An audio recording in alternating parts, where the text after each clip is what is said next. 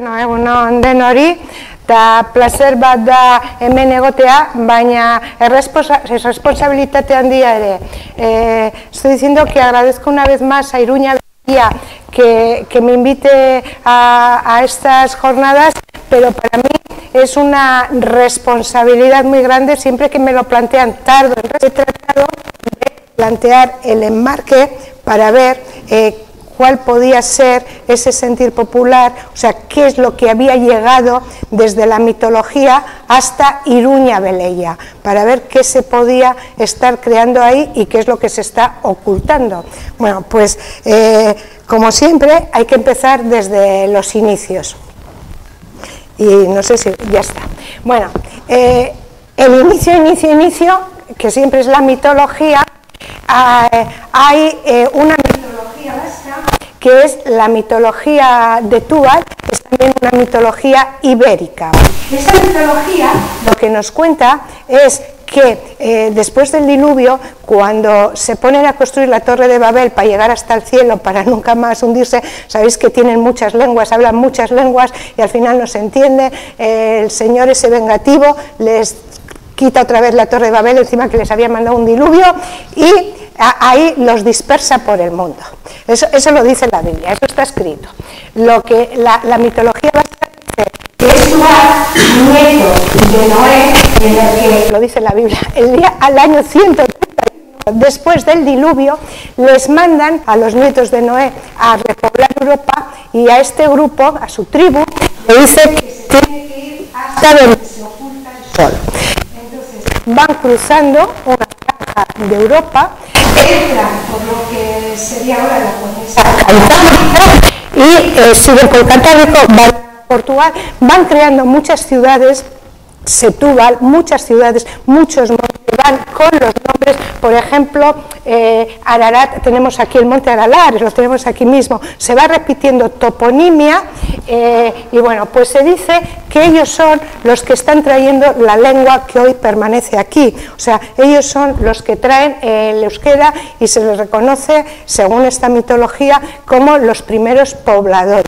Hay muchas mitologías vascas que dicen que como en la Biblia iban buscando una tierra prometida, o sea, iban desplazándose, ellos siempre se han reconocido, todas las mitologías, un pueblo que se ha movido buscando este lugar. Bueno, pues algunos se quedan en este lugar y otros cubren toda la Ibérica. Entre nosotros, aquí en Nafarroa, fundaron Tafalla, fundaron Tudela. Deciros que, por ejemplo, en Tafalla hay un restaurante muy famoso que se llama Tubal, o sea, que entre la gente todavía ese nombre sigue ahí.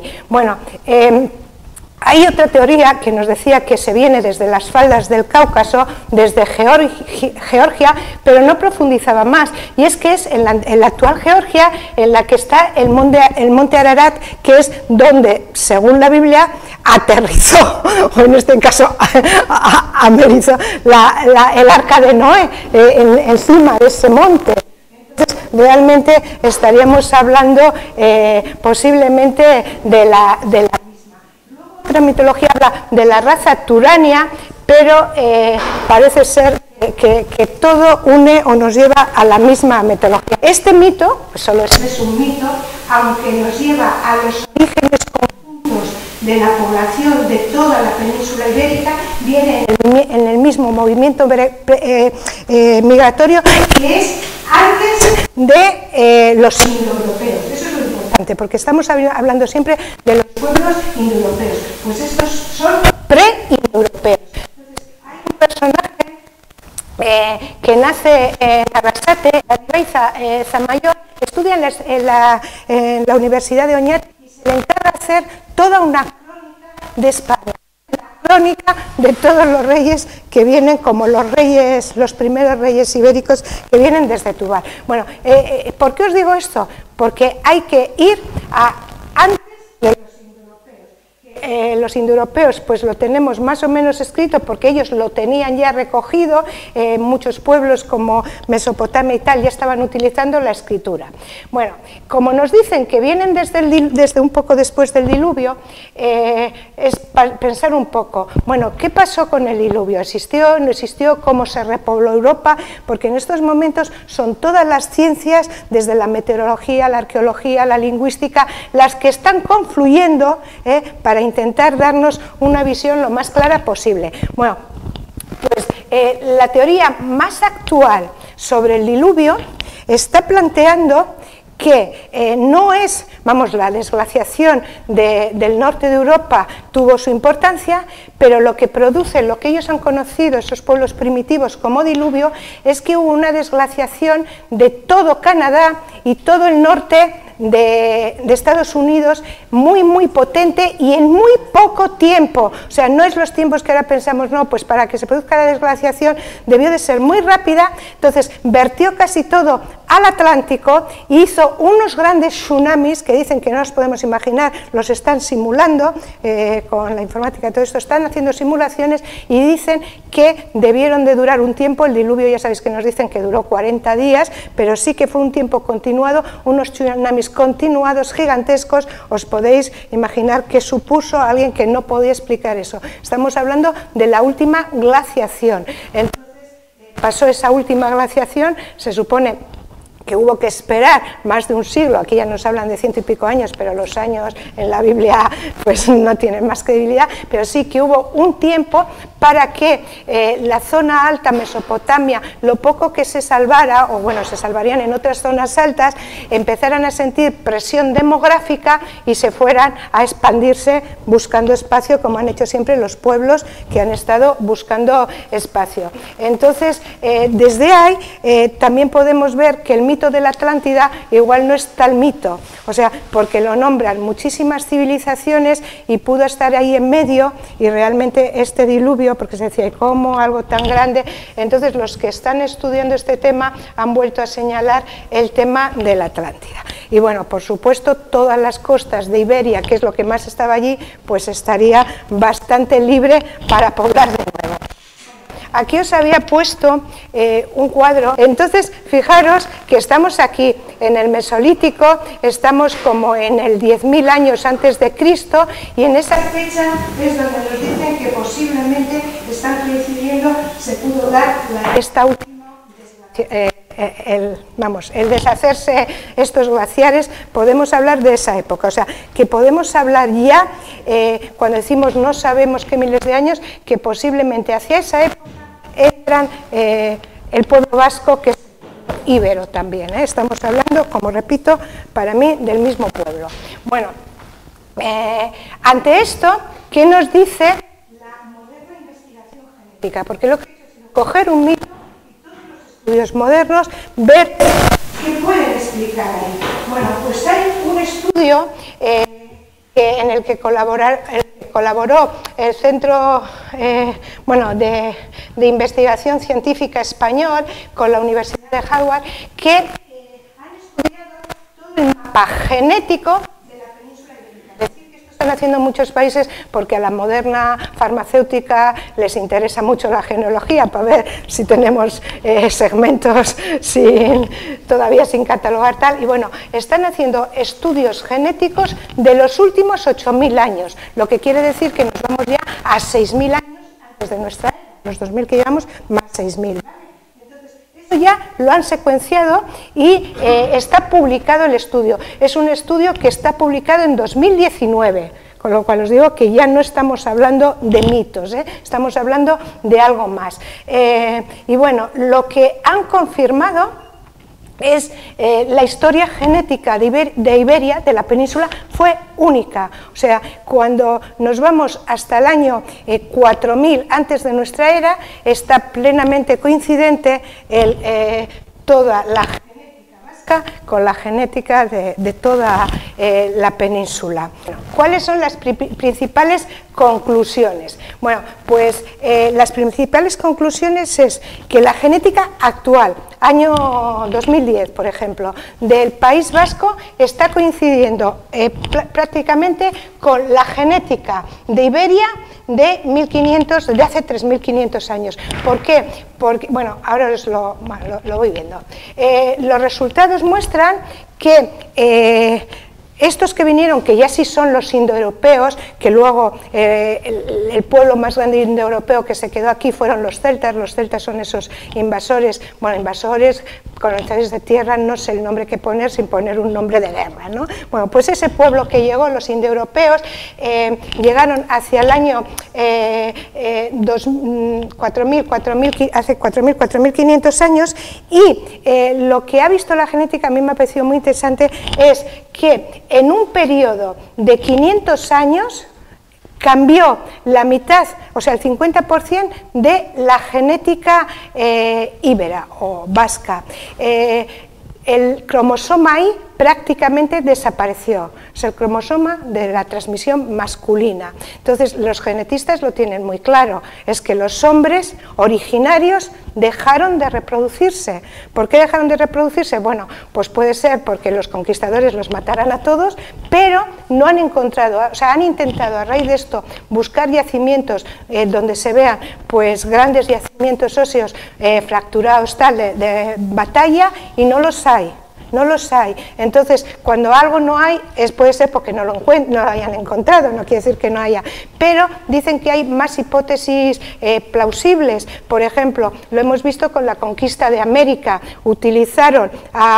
Los españoles utilizaron a los nativos para llevárselos a las minas, a las grandes explotaciones o sea, los utilizaron como mano de obra esclava hasta que explotó y ellos se hicieron con los harenes de las mujeres. Entonces, entonces el que se reproduce, pues es el cromosoma X. Pero bueno, algo sucedió que ahí es donde cambia el cromosoma y se mantiene todavía igual, porque le pasa lo mismo a los de más al sur, se mantiene hasta que ya los íberos empiezan a cambiarlo mucho porque tienen a los fenicios, a los romanos, a los griegos, quiere decir, entran todos los pueblos, pero todavía hay un sustrato genético común muy importante.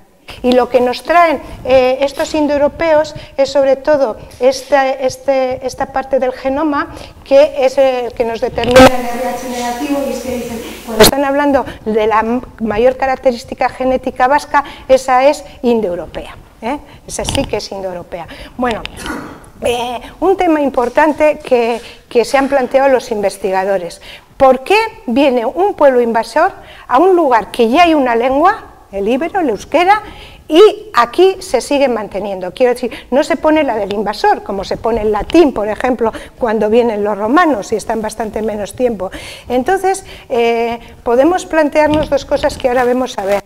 Los preindoeuropeos traen la diosa.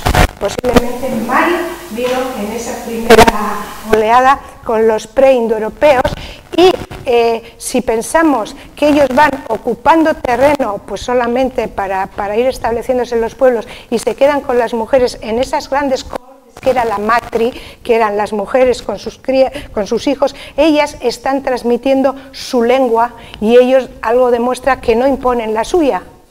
Entonces, curiosamente tenemos la lengua más antigua que las trazas del ADN. No sé si me explico, pero esto dice algo a favor de la línea madre que mantiene su lengua, el ADN es madre, mantiene su lengua y mantiene toda su mitología, sigue mantenida en la lengua. Bueno, la principal conclusión de la lengua de señalar, y aquí lo que he hecho ha sido reproducir un mapa, aparecen muchos estudios en el mapa y se ve mal porque no salen con los colores. Fijaros, a ver aquí, se ha perdido mucho tiempo que hacia Iberia, que los íberos podían venir del norte de África porque se sabe que hubo una emigración fortísima que partió de África y parte de esa genética la tenemos todos, pero todas estas modernas teorías están cambiando los mapas y se dice que sí, que eso también lo sufrió África, además del tema de la desertización, porque está también, o sea, es la punta hacia el Atlántico, todas estas tierras que luego han unido a la desertización migración que también fue muy rápido. Entonces hubo una vía masiva de migración, que es como la primera vía masiva, que está utilizando, claro, no mal, aquí parece que estamos cerca, pero ya lo vemos con las pateras, la gente muere en el Mediterráneo. Entonces, toda esta zona, pues, desde Egipto, esta zona la hacen por tierra, o sea, entran en la famosa península arábica, que nos está coincidiendo siempre en Mesopotamia con el primer origen de las civilizaciones de la historia. Aquí está Egipto, entonces toda esta corriente viene por aquí, aquí se junta con el Mar Negro y entonces se divide en dos brazos. La corriente que están marcando ahora como la primera, la pre-indoeuropea, la que estábamos diciendo de Tubal, estaría coincidiendo con esto. Entonces, cubren esta parte y se vienen hacia aquí. El tema es, bueno, algunos muy pocos van hacia allí. El tema es que vemos viendo su corriente y esa corriente es la misma, ese mapa, que este. Fijaros en este mapa.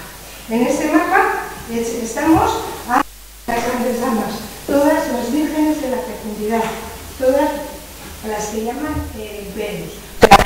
Estábamos hablando, este es el mar muerto, o sea, una migración fue para aquí y la otra fue hacia allá. Y entonces es la zona en las que están recogidas. Entonces, para seguir un poco el hilo de nuestra historia, tendríamos que seguir el hilo de la arqueología con la diosa de la fertilidad. Entonces, tenemos dentro de las damas que están aquí en casa, por decirlo de alguna forma, tenemos a la dama de Brasencuy. Aquí hay mucha gente que conoce Filonés. Esta dama está a 20 kilómetros de Filonés. Aquí está Ortez, esto era Reino de Navarra. Esto era Reino de Navarra. Aquí está Ortez y está justo en esta parte blanca que se le mete. Está en Brasencuy. Bueno, esta dama tiene entre 26 y 24.000 años de antigüedad. Ya no estamos hablando de estas damas de Forbes. Fijaros de qué expresión, con un tocado, o sea, estamos hablando ya, por supuesto, es una diosa.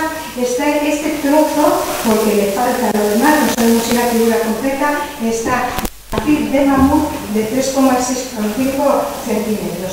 La zona de Aquitania, lo mismo que luego es un territorio que está coincidiendo con todo el culto de la Magdalena, la zona de Aquitania es la que más, o sea, es por donde y la que concentra los grandes descubrimientos. Dos muy cercanas a nosotros, tenemos tanto como la dama de Brasencuy, tenemos esta, Sangodés, las ayer la citaba el francés que habló, esta dama es del Pirineo también y está con la misma antigüedad de 26.000 a 24.000 y luego tenemos esta también hacia el sur de Francia, aquí ya en el vídeo, esta que también es de la misma época, pero presenta un elemento que se repite mucho, el cuerno de la abundancia. Es uno de los símbolos que representa a esta dama de la fecundidad, que es la madre tierra siempre. Son esos ciclos. Entonces esta está pues con el cuerno de la abundancia. Y buscando, yo me planteaba, a ver, ¿cómo se nos puede acabar a las puertas de Euskal Herria sin que tengamos una figura de estas? O sea, bueno, esto lo he consultado con historiadores antes que no la tengamos que decir, primero, que no la hayamos encontrado, o que la gente que estuve aquí, que realmente somos una zona montañosa, no una zona, pues, como luego los íberos que están sacando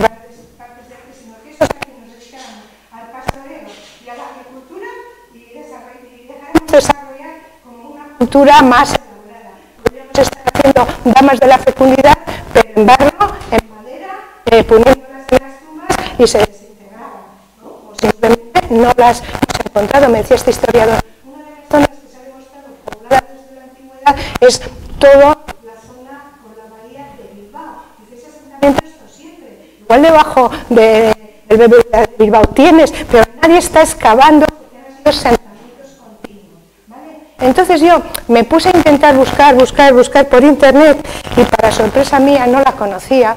Tenemos esta, tenemos la Dama de Arlempe, esto está en Limona, Vizcaya, y esto se ha descubierto en una cueva que la descubrió el grupo de montaña de Amorebieta, la vio para una parte de la cueva y no descubrió nada. Bueno, pues ahora ya está admitido científicamente en 2015, después de muchos estudios, pruebas, la autenticidad, la fecha, todo. Mirad, este dicen que es el torso de una dama con las piernas, aquí tendría los brazos, tiene también, no le estamos viendo el frente, los pechos, y la teoría que están desarrollando, está en un bloque de piedra de 70 kilos, es que posiblemente desde ahí estaban sacando la dama y en un momento dado dejaron de sacarla. Esto lo tenemos en una cueva de Vizcaya, o sea, que por lo menos algo, y ha aparecido en, bueno, la han prestado atención en 2011, o sea, que la arqueología sigue avanzando. Otra gran descubrimiento, mientras estábamos todos con el COVID, que solo nos hablaban de COVID, o sea que es este, es la diosa, se ha descubierto en Jordania, tienen como unos 5 centímetros, no son grandes, pero primero se ha encontrado un yacimiento enorme en una necrópolis, se ve que en todas las tumbas había unas cuantas y tienen además una característica que no las ha tenido hasta ahora ninguna otra, están talladas en sílex, no están ni marfil, ni mamut, ni piedra, están talladas con las mismas piedras de su uso cotidiano, donde están haciendo las armas, alguien se muere y le están haciendo, todas tienen la figura de la diosa que les acompaña. O sea, esto para mí es un descubrimiento importantísimo que nunca sabemos si profundizando en Iruña Velella o en sitios de asentamientos que podríamos encontrar. Bueno, entonces, los pueblos pre-indoeuropeos, no los indoeuropeos, que son los que empiezan a desarrollar el dios patriarcal, estamos con todos, y aquí también, yo también he cogido toda esta información de la misma fuente que hablaba ayer el libro Guimbautas, es la grande para investigar esto, Marija Guimbautas. Entonces, Marija Guimbautas mantiene eso, que todos los pueblos pre-indoeuropeos se movieron con su diosa. La diosa estaba en todo, y no había dioses. Ahora veremos cómo accedían los dioses. Aparecen en la mitología de todos esos pueblos. Entonces, lo importante es saber si tenemos el mismo origen, cómo está apareciendo ahí, para darnos cuenta de qué es lo que tenemos aquí.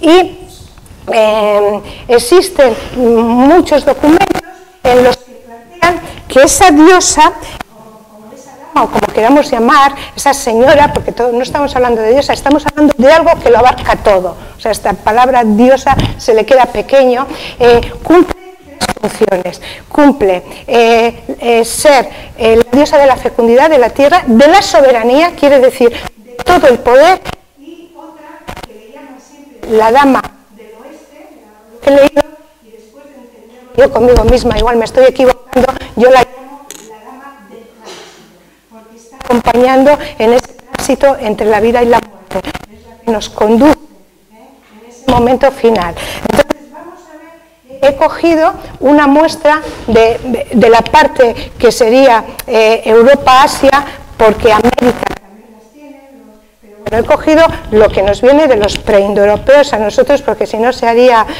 interminable. Bueno, aquí tenemos una de las figuras más antiguas que he logrado, es como la cornisa de un templo, como veis, está además bueno, en América, con todos los espolios, y es esta dama.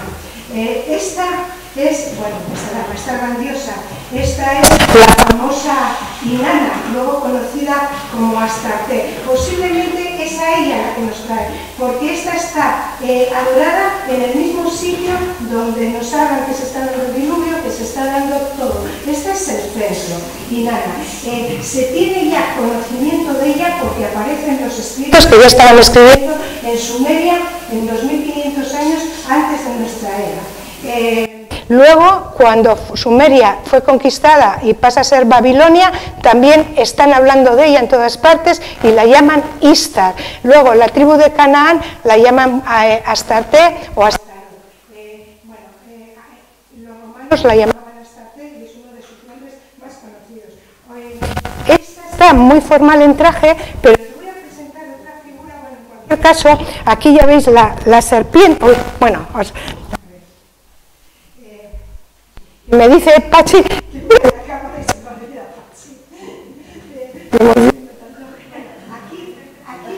veis la serpiente, pero el tocado de Istar también son serpientes. Las serpientes no siempre, lo oculto, también llamado el dragón, es lo que el cristianismo quería matar. El San Miguel mata al dragón, el dragón estaba custodiando las cuevas es el lugar de la diosa, porque significa lo subterráneo, nuestro subconsciente, lo que está oculto y nosotros sacamos, es la unión con lo profundo, o sea, lo subterráneo significa pues todo lo que nos ha traído aquí. Entonces eso viene por la serpiente.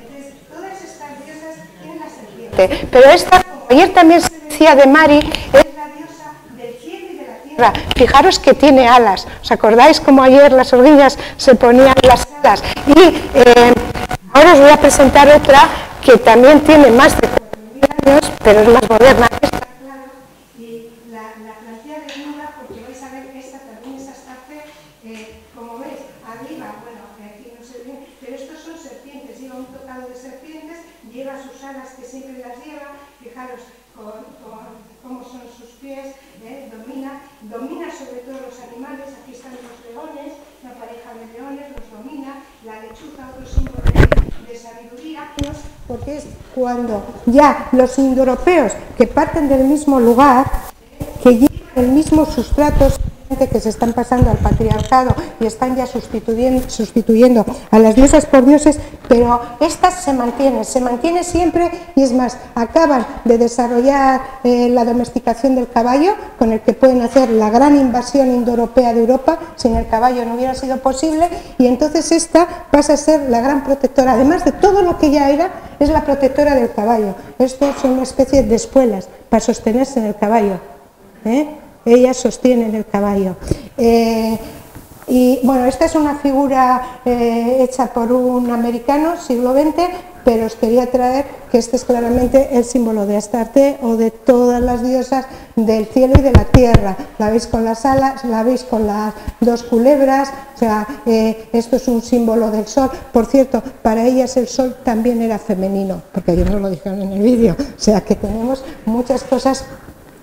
Y luego, cuando vi esta figura, me recordaba a las figuras de la Victoria, las Venus de la Victoria que están en el Louvre, que luego los romanos seguían poniendo esta gran figura alada. O sea, que Astarte, junto con Isis, son las dos grandes diosas del Mediterráneo que han estado dominando más de 6.000 años, las dos. Entonces, para uno o para otro, en sí, estas dos grandes diosas del Mediterráneo.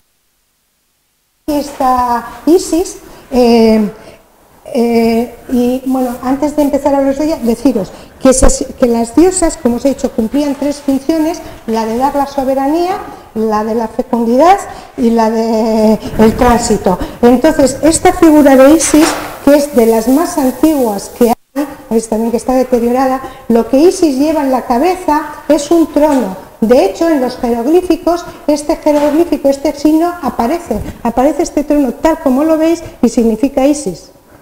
Isis es la dama del trono, también es la de la fecundidad, es la madre, que luego nos recuerda todo lo que nos han metido de la Virgen María con el niño, pero fijaros, es la del cetro de la justicia y es la de la llave de la vida. O sea, Isis es todo.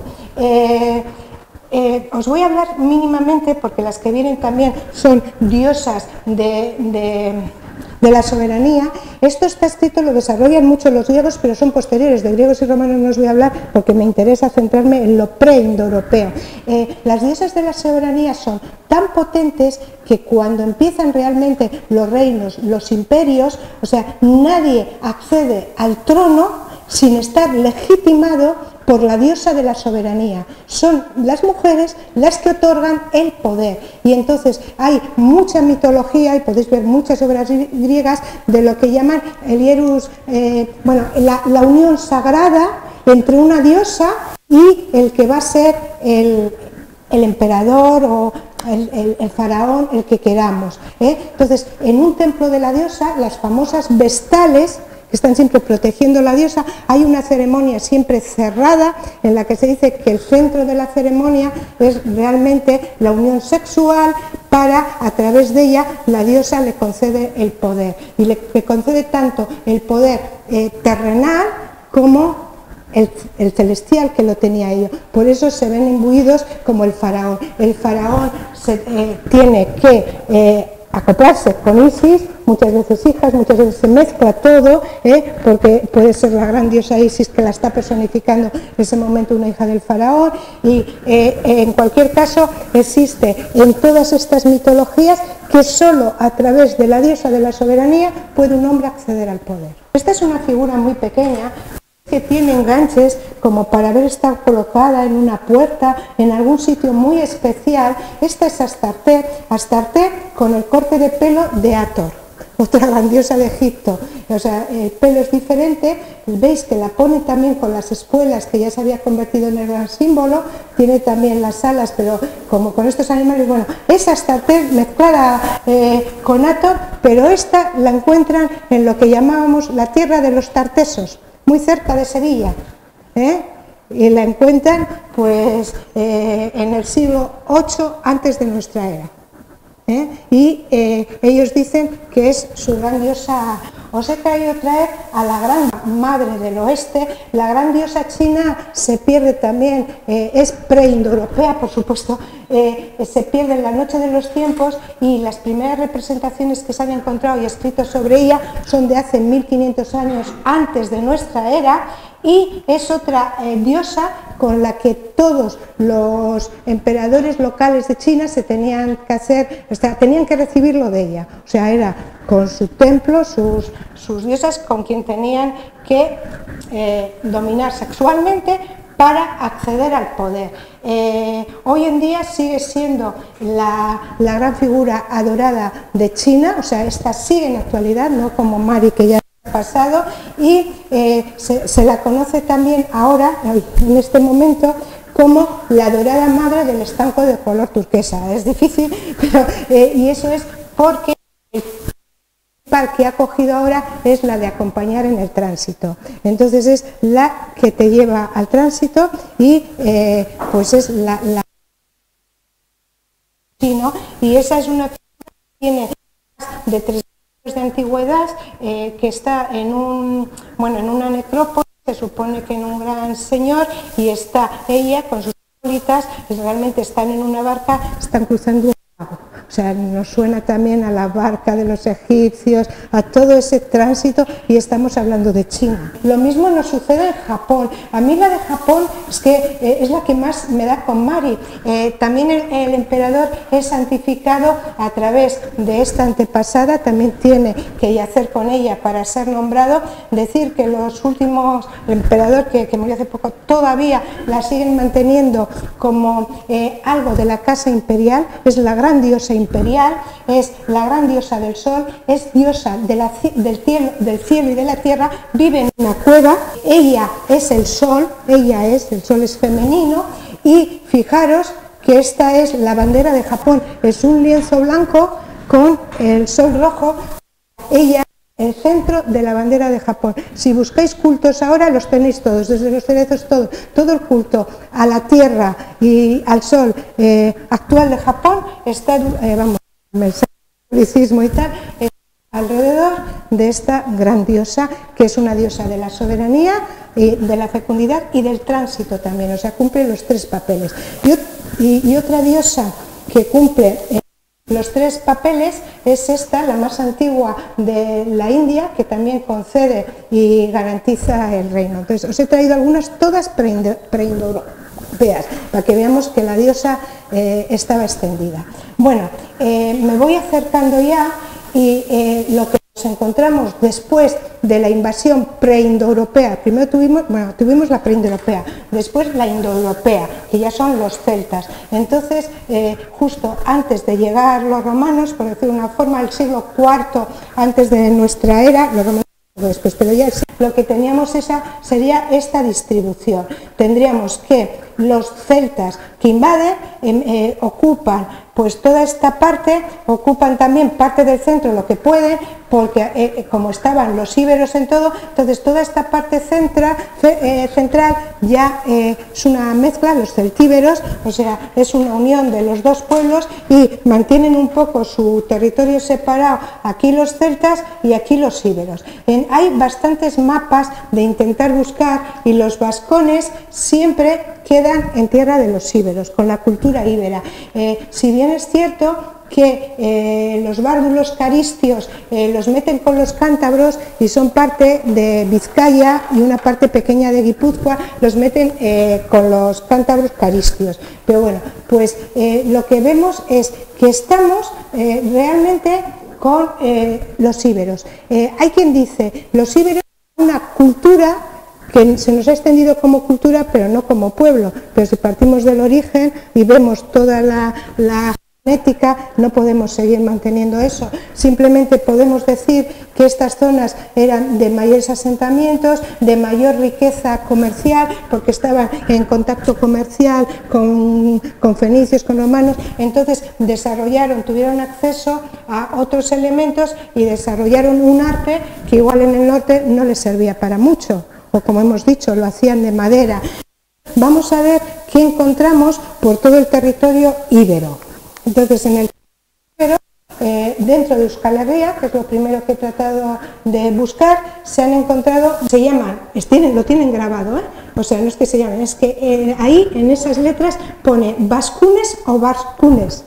Y lo pone en todas. Es el nombre como de la ceca, de la casa que estaba haciendo esa moneda. Entonces, se sabe que había una ceca íbera, íbera, que está grabando en íbero y está en Viana, Nafarroa, estamos en Nafarroa. Está en Viana y está grabada en íbero cuando tenemos la moneda de los vascones. O sea, porque hacían para cada zona. Entonces, se ha encontrado dentro de Euskal Herria con escritura íbera. Estas son teselas y en esta tesela, aquí abajo, está esta inscripción, esta es letra íbera, es el abecedario, o sea, es el abecedario íbero. También lo tenemos en Nafarroa, al lado de Mendigorría, una gran ciudad romana, está saliendo a la luz en Mendigorría, y esto está debajo de la ciudad romana. Han encontrado una gran casa, han empezado a levantar, a estudiar sus teselas, y ¿cuál ha sido la sorpresa? Que debajo de las teselas romanas se han encontrado estas teselas, pero fijaros qué dibujos geométricos tal, íberas, escritas en íbero, debajo de la ciudad romana. ¿Qué más se ha encontrado en territorio de Nafarroa? Claro, porque como a nosotros no nos dejan excavar, pues no se sabe qué encontraríamos en Iruña de Leia. Esta es otra tesela, también con la grafía. Esta tiene alguna letra, dicen, ahí están discutiéndolo, celta. O sea, se sabe que parte de la grafía, entonces dicen que igual están ante el lenguaje celtíbero. Bueno, pero que la mayoría es íbera, de la grafía que tiene. Está también en Viana, Nafarroa, y estas les llamaban teseras y eran unos elementos de hospitalidad. Las casas grandes las hacían para cuando venían personajes muy importantes, se intercambiaban. O sea, como un ofrecimiento. Y debe de decir algo como bienvenido eternamente, o esas casas de... Le decimos Dios bendiga esta casa. Bueno, vamos ya a la diosa vasco-mediterránea. Estas son palabras textuales del gran Ortiz Osés, que ayer también salía en el vídeo, le visteis que lo citaban. Dice, mientras que la visión de la diosa vasca como antepasada mítico-totémica de las tribus vascas, metamorfoseada de animal o animales en el Paleolítico, no deja de ser una hipótesis verosímil, la paralelidad de la misma diosa vasca con la diosa mediterránea del Neolítico, que la hemos estado pasando, es un hecho incontrovertible. es el que más ha estudiado a la diosa y al matriarcado vasco. Entonces él dice que Mari, pues igual por eso, porque no hemos dejado figuras hechas, tal, se ha mantenido en la mitología oral, pero Isis y Astarte están ahí con sus mismos atributos. Y es más, si los habéis visto con las alas, el cielo, las cuevas, están ahí. Entonces debemos de fijarnos en el Mediterráneo. Vale, pues si los íberos partíamos del mismo tronco, ¿qué han desarrollado ellos? Y nos encontramos con una cultura que, lejos a que parezca que los romanos cuando vienen a la península todos eran salvajes, bueno, la dama de Elche posiblemente sea la más conocida, no se sabe si era el busto o pertenece a un cuerpo entero. Lo que sí os he señalado, esta es la parte de atrás de la dama de Elche, porque casi todas las diosas, bueno, es una diosa, casi todas las diosas tenían detrás para reposar cenizas, pues de los más grandes o de las vestales que hacen del templo, o sea, realmente eran depósitos. Tenemos muchas. Esta es la dama de Guardamar, también en Alicante, con 50 centímetros, también está solo el busto, veis los rodetes, veis que estamos ante el mismo ropaje religioso que vamos a ir viendo, y estamos también hablando del siglo V antes de nuestra era. Aquí tenemos la dama de Baza, Granada, también es una cinedaria que se llama otra diosa. Ahí tenemos a la dama de Galera, esta es más antigua todavía, del siglo XIII, del siglo VII antes de Cristo, y se ha encontrado una muy parecida en Cartago. Entonces se dice que es de influencia de Astarte, pero bueno, realmente estábamos con la misma cosmovisión y las mismas mujeres con los mismos atributos, por decirlo de alguna forma. Aquí tenemos otra dama de Caudete, Albacete, y luego lo que se ha encontrado ahora es una gran necrópolis en el Cerro de los Santos, y fijaros, el cerro se llama Cerro de los Santos. Todos los nombres de los lugares que se están encontrando tienen un nombre sagrado que se denomina así en documentos antiguos que ya tenían los íberos, o sea, antes del cristianismo. O sea, realmente donde veamos nombres sagrados muy antiguos, creo que sería un indicio para plantearnos ver qué podemos encontrar debajo. Bueno, todas son diosas oferentes, que las han catalogado así ahora en la arqueología española, se está catalogando como damas oferentes. Todas tienen el cáliz, ¿la veis? Todas tienen, grandes, pequeñas, esta posiblemente pues pueda ser un tipo de novicia o de arando. Como veis, las vestimentas son muy antiguas, muy diferentes. Yo he puesto esta en la portada porque me recuerda mucho tocados vascos, tocados navarros. O sea, esta la ves y yo os digo, nos la hemos encontrado ahí y nos la creemos. O sea, esta tiene todo lo que la María, está en el tocado. Todas andan con estos collares, estos pliegues que parece que eran de gran, gran ceremonial. Hay un montón, fijaros esta de Castelar, abierta también como podría ser vasca, con la sencillez, nos encontramos, todas son diosas, es la dama de Ibiza. Es la dama de Ibiza, es que Ibiza lo tenía, digo, la voy a poner porque es que la han llevado siempre, ¿qué les vamos a decir a esta alegría mediterránea? Siglo III antes de nuestra era, la famosa dama de Ibiza, que es también una dama oferente. Bueno, entonces, viendo todo lo que estaba en el Mediterráneo, todo esto es lo que está en el Mediterráneo y el culto que está en el Mediterráneo, cuando llegamos al siglo I de nuestra era y pasa esa historia de Jesús, el Nazareno. Bueno, ¿qué ¿qué está pasando el siglo I en Jerusalén? Aquí no voy a hacer porque es la ponencia que os ha dicho Pachi, está escrita, está publicada, pero sí haceros unas anotaciones. Es un signo muy convulso que empieza ya, bueno, han dominado los romanos, pero encima es un pueblo con un gran nacionalismo, Israel, bueno, es el único pueblo que se conoce que llevaba escrita toda su historia sagrada, su Biblia, todas las crónicas desde todos sus patriarcas, es decir, lleva toda una historia y es muy fiel, lo que hoy diríamos un nacionalista. Entonces no lleva bien esa entrada de los romanos. Un montón de levantamientos, de hecho, pocos años antes del nacimiento de Cristo habían crucificado a 200 rebeldes, o sea, se dice que uno era su padre, bueno, el padre de algunos de sus hermanos, porque acababa, luego su padre se dice que es otro. Bueno, pero que ahí está su familia. Entonces, Jesús, si lo buscamos como personaje mitológico, no lo encontramos. La Iglesia ya lo ha borrado todo para que no haya rastro de Jesús, ni aunque Roma llevaba el censo a rajatabla, Roma escribía todos los juicios, todos los ajusticiamientos.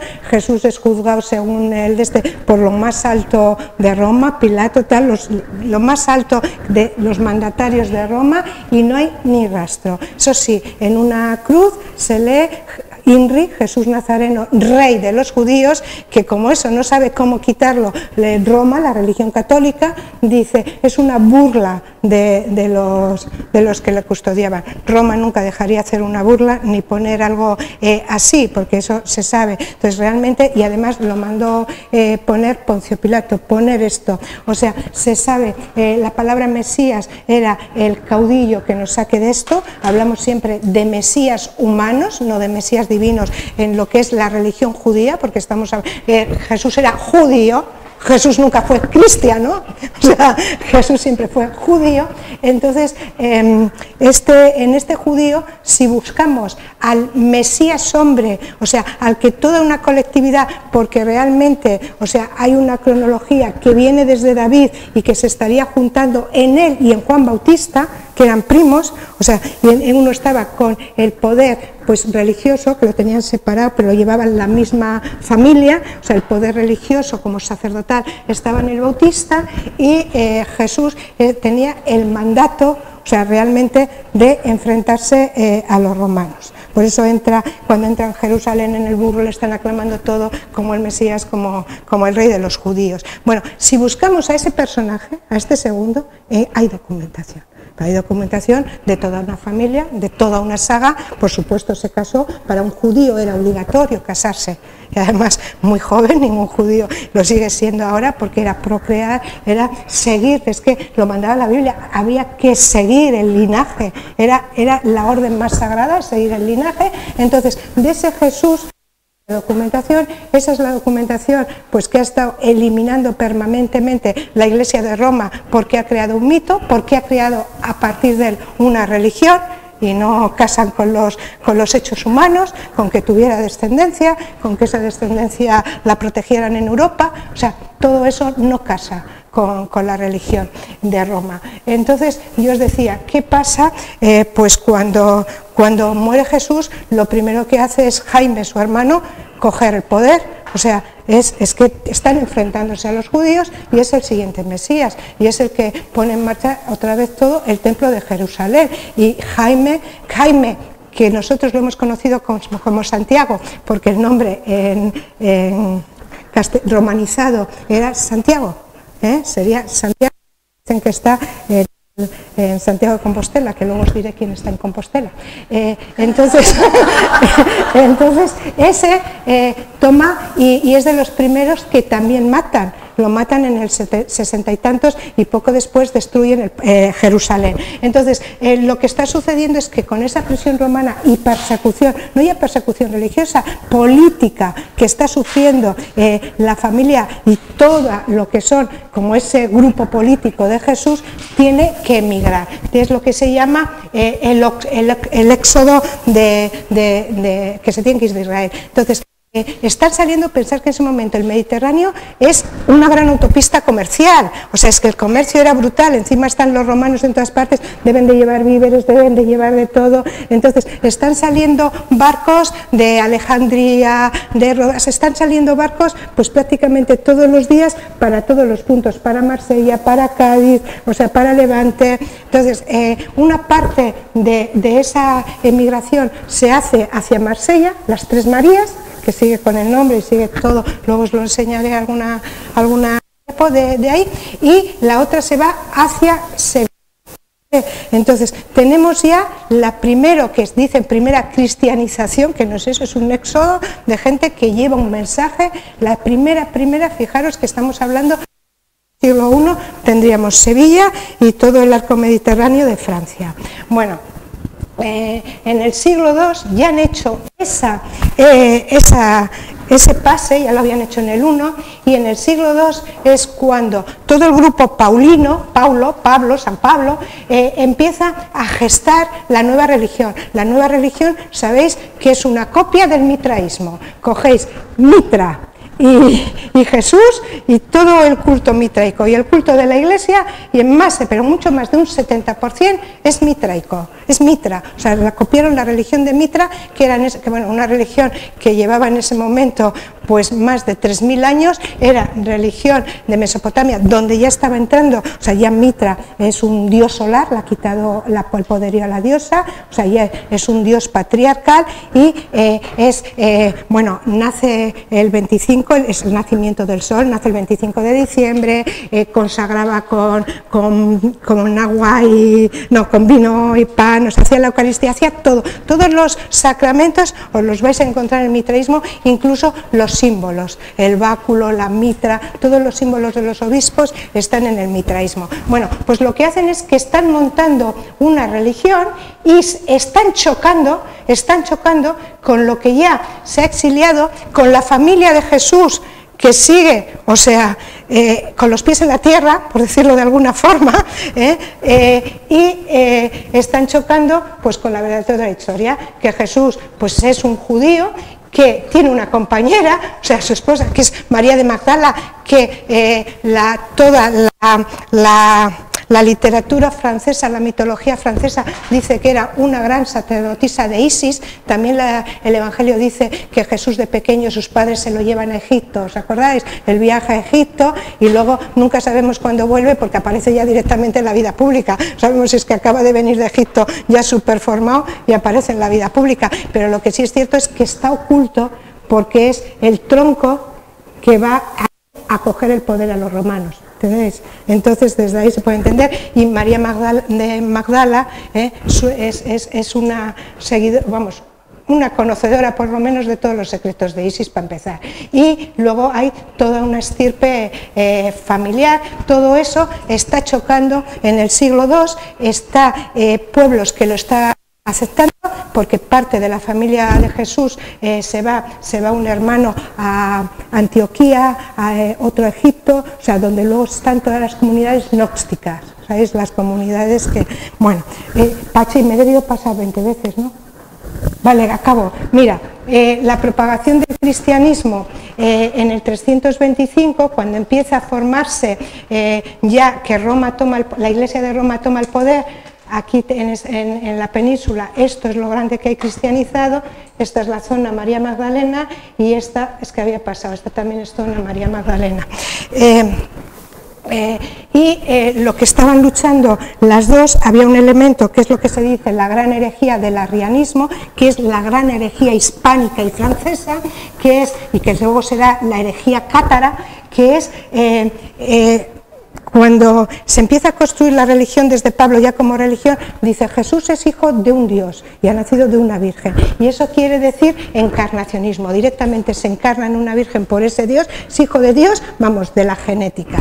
Y frente a eso está la otra teoría, como la de todos los dioses de Roma, Grecia y de toda la historia, que dice Jesús ha sido un gran personaje, un gran héroe, y lo ha cogido Dios bajo su protección, Dios lo ha adoptado, como a Hércules, como a cualquier gran héroe, es hijo de mujer, pero se ha transformado en Dios y se le ha dado ese otorgamiento por sus hazañas, su valor. Eso se llama adopcionismo, lo ha adoptado Dios. Entonces, solamente para la Iglesia de Roma Dios está con todos los atributos que conocemos ahora, pero para el resto, incluso para su propia familia, claro, es adopcionismo. O sea, toda la Iglesia cátara Magdalena, entonces no reconocen el papel, o sea, la Virgen María como Virgen, no reconoce que viene directamente de Dios, o sea, están ahí y desde ahí pues además toda la descendencia y todo. Bueno, pues esto es lo que tenemos. Hay una gran pelea contra esto, pero esto es muy importante para Iruña Velella, lo que quiero decir ahora.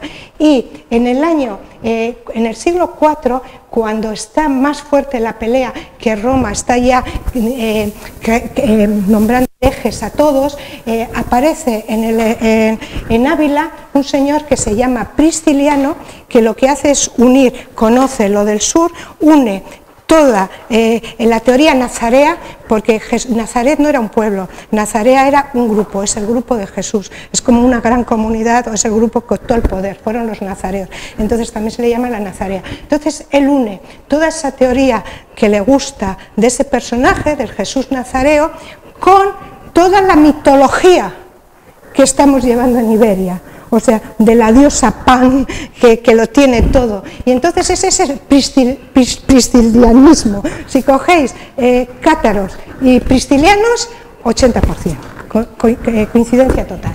Entonces, los pristilianos empiezan a extenderse muy rápidamente, saliendo de su zona, que es más celta, por toda Iberia, porque se les está imponiendo ya el catolicismo, pero lo que le dice Pristiliano engancha a su diosa. Pristiliano están haciendo los rituales mujeres, o sea, en el pristilianismo las mujeres no es que estén en papel de igualdad, es que siguen estando como han estado siempre un poco más alto. Y encima hay una mujer que ya les puede llevar de cabeza, que es Egeria, y entonces Egeria, fijaros que estamos hablando, esta mujer está en la historia, y si la busquáis en internet os dirán chorradas como que es la primera viajera del mundo, como la que hizo el primer libro de viajes, os ocultaré la verdad, pero la encontraréis. Mirad, esta mujer es pristiliana, y como saben, ellos están defendiendo al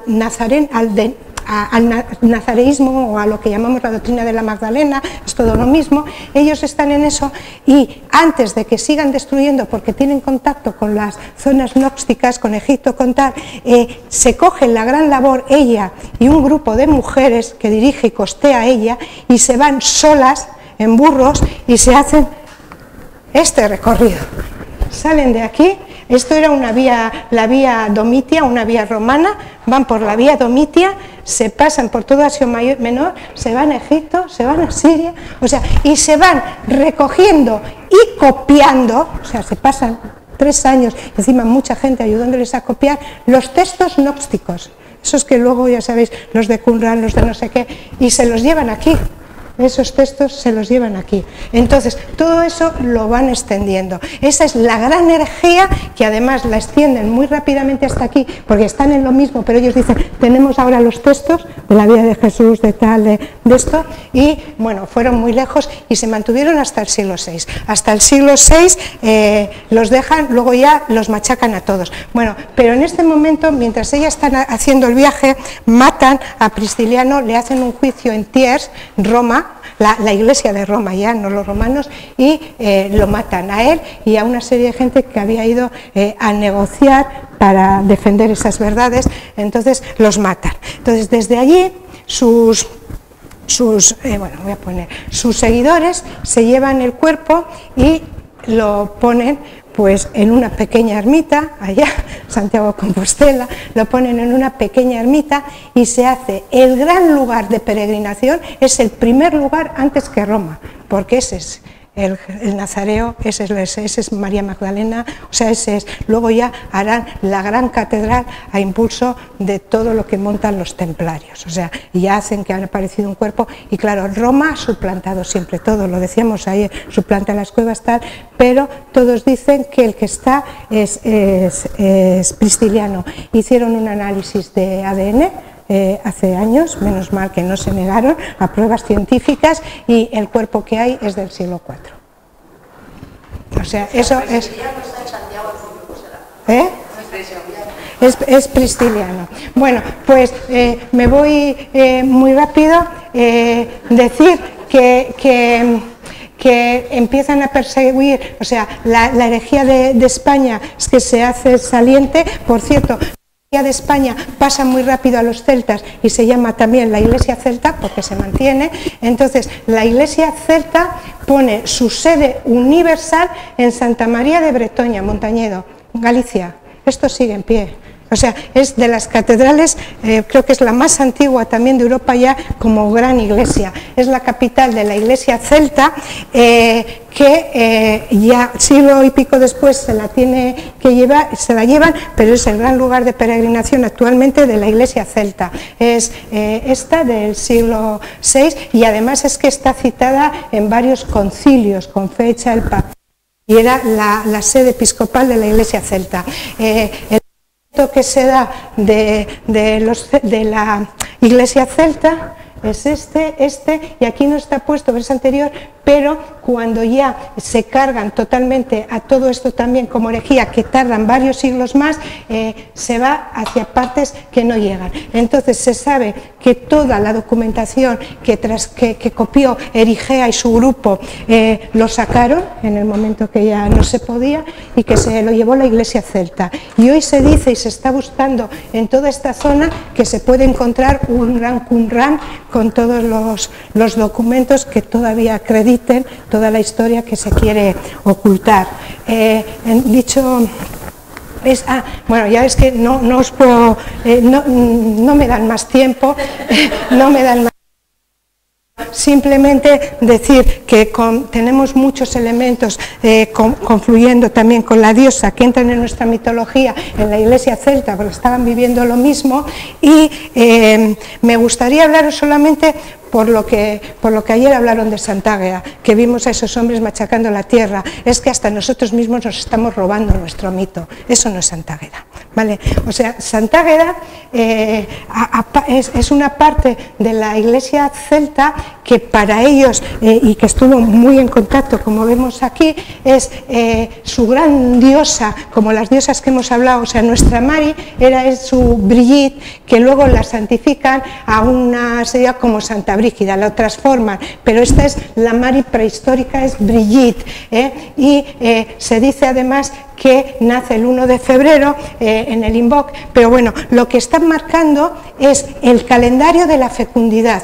Todas las fiestas de las diosas de la fecundidad, incluida Mari, se hace en lo que por eso antes había puesto esto, es lo que se hace en Invoc, aquí, que empieza el 1 de febrero y dura varios días. Y todos estos pueblos lo que tienen es lo mismo. Empiezan el día 1, le ponen nombre a Santa Brígida, es los fuegos para calentar la tierra, para que despierte. La Iglesia no pudo con ello y le llama la Candelaria al 2 de febrero, que dicen que es la purificación de María. Después lo que hacían era, sabían que estaban purificando con estos fuegos y por la noche dejaban un pañuelos para las gargantas, pañales, eran como tipo mantas. Esto era tradición en todo lo que estamos hablando, que eran sanadores. Hoy mantenemos, lo han pasado a día de San Blas, el cordón en la garganta, era todo un ritual con la tierra, eran los rituales también de fecundación de la tierra, de todo, y culminaban siempre con las fiestas de carnaval. Por eso ayer lo que vimos al final de carnaval, claro que era un ritual importantísimo de la fecundación, porque el carnaval, el disfraz, significaba que para fecundar la tierra tenía que haber elementos de fecundación que controlábamos, o sea, semental, o sea, se yacían las tierras, las parejas, y es más, era que había que hacerlo, o sea, era obligatorio. Entonces, pues te ponías la máscara y a quien te tocase, y a quien te tocase. Por eso se ha quedado siempre lo de Don Carnal, Doña Cuaresma, dentro del ciclo de fecundación, generación de la vida, y ahí han quedado Santa Águeda. Todas esas fiestas de febrero, que es la fiesta de la fecundidad de la tierra y las grandes fiestas de la diosa, cuando la religión lo está quitando, ¿quién es Santa Águeda? Bueno, pues Santa Águeda es la diosa madre, Santa Águeda también es Mari, pero lo que viene un relato de una mujer de Sicilia, es un relato que montan, que muere el 8 de septiembre, que le cortan los pechos porque quiere ser virgen, porque no quiere entregarse a varón y tal, para fijaros los pechos, lo más sagrado de la fecundación. Muy rápidamente lo que hacen todos estos pueblos priscilinianos, por decirlo de alguna forma, porque está en Italia y en todo el arco de la Magdalena, es Sant'Águeda, es llamarla patrona de las mujeres. Sant'Águeda es la patrona de las mujeres en todo el Pirineo, y además podéis mirar 2020, 2021 y os encontraréis con que más de la mitad de los pueblos, los alcaldes se entregan por un día el cetro de mando a las mujeres, son fiestas de las mujeres. Cada vez más lo que ha sucedido es que no podían los hombres con esa fiesta y han ido pues llevándola los hombres, o sea, los hombres, y ahí sí que hay una parte que también era de los hombres, era la parte que se dice que en los pueblos antiguamente al acercarse esa fecha todos los mozos en cuadrilla, cantando y tal, se dejaban ver por las casas a ver si me dije, ¿sabes qué? Como haciendo el sport de las elecciones, ¿no? A ver si soy elegido en esa gran bacanal. Entonces, por eso, curiosamente, fijaros, en Euskal Herria ha quedado ahora la parte machista, por eso digo que tendríamos que reivindicar otra cosa, que el cristianismo ya se deja, de que son los mozos y además los quintos, los que se iban a la mili ese año, están en edad casadera y de ser elegidos, ¿no? A ver si me espera, a pedir el aguinaldo. Entonces, Sant'Águeda es muchísimo, muchísimo más. O sea, Sant'Águeda es la gran fiesta de Mari, que está dentro de eso. Y curiosamente, la provincia de León celebra a Santa Brígida el día 1, con rituales, vamos, de un paganismo total, que los historiadores solo hacen que decir que no sabe de dónde le viene esa celebración en León. Pues les viene de Prisciliano, si lo tenían allí, sí, pero es que no vamos de... Todo esto en el contexto de Iruña Velella, ya estoy en el final, pues quiere decir que es un territorio situado en el área cultural de la diosa, o sea, de Mari y de todo lo que lleva, que ahora ya la vemos cómo sería esta Mari, arraigada desde el Paleolítico, según los hallazgos arqueológicos íberos, con un papel muy importante justo antes de la romanización, ya habéis visto todas las... Y entonces, en este sustrato favorecedor, en el norte de la península, se recoge esa religión nazarea que llega desde la Bética y desde Aquitania, desde la zona magdalena. O sea, es todo eso. Entonces, claro, estamos en ese cruce, de Aquitania se entra por aquí y la Bética, que también sale hacia Francia, sale por aquí. Estamos en el verdadero cruce.